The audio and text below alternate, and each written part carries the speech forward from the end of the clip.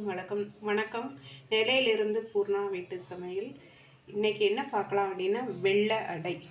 இந்த டம்ளருக்கு 2 டம்ளர் அரிசி ஊற வைக்கணும். 1 ஸ்பூன் வெந்தயம், 1 மணி நேரம் ஊறணும்.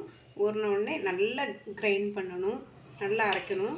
நல்லா அரைச்சிட்டு காயம் உப்பு போட்டு கிளறி வச்சிடணும். தாளிசம் பண்ணணும். கடுகு, உளுந்தம்பருப்பு, மிளகாத்தூள், கருவேப்பிலை தாளித்து நல்லா லிக்விடாக இந்த பாருங்கள் இப்படி இருக்கணும். நல்லா லிக்விடாக, எவ்வளோ லிக்விடாக இருந்தாலும் பரவாயில்ல, லிக்விடாக இருக்கணும். இந்த மாதிரி இருக்கணும். இப்போ வெள்ளை அடை எப்படி விடுவது என்று பார்க்கலாமா? அடுப்பு பற்ற வச்சுக்கோங்க. பற்ற வச்சுட்டு மீடியமாகவும் இல்லாமல் ஹையாகவும் இல்லாமல் நிதானமான தீயாக இருக்கணும்.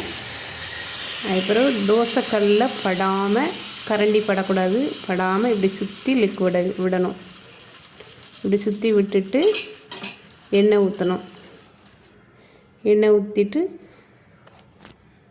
நல்லா வேகணுங்க. நல்லா முறுமுறுன்னு வேகணும். வெந்தவுடனே திருப்பி போடணும். திருப்பி போட்டுட்டு மொறுமொறுன்னு இருக்குங்க. இந்த அடை ரொம்ப சுவையாக இருக்கும். எங்கள் வீட்டில் எந்த கெஸ்ட்டு வந்தாலும் சரி, இந்த மாதிரி ஒரு இன்ஸ்டன்ட் அடை தான் நாங்கள் பண்ணுவோம். ரொம்ப சுவையாக இருக்கும், ரொம்ப மணமாக இருக்கும். நீங்கள் வீட்டில் ஒரே ஒரு தடவை ட்ரை பண்ணி செஞ்சு பாருங்களேன். வேறு லெவலுங்க. நீங்கள் நல்லா அவ்வளோ சுவையாக இருக்கும். ரொம்ப ரொம்ப ரொம்ப நல்லாயிருக்குங்க. வீட்டில் எல்லாருக்குமே கொடுத்து பாருங்கள். வீட்டில் எல்லாருமே அடிக்கடி இதை விரும்புவாங்க. வெந்த உடனே இப்படி எடுத்து சேவ் பண்ணுங்கள். சேவ் பண்ணிட்டு இதுக்கு தக்காளி சட்னி வச்சுக்கலாம், தேங்காய் சட்னி வச்சுக்கலாம், எந்த சட்னினாலும் வச்சுக்கலாம். நான் இன்றைக்கி தக்காளி சட்னி தான் அரைச்சிருக்கேன்.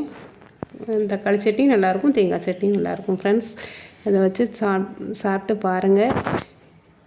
நல்லா இருந்தால் கமெண்ட் பண்ணுங்கள், சப்ஸ்கிரைப் பண்ணுங்கள். Thank you friends.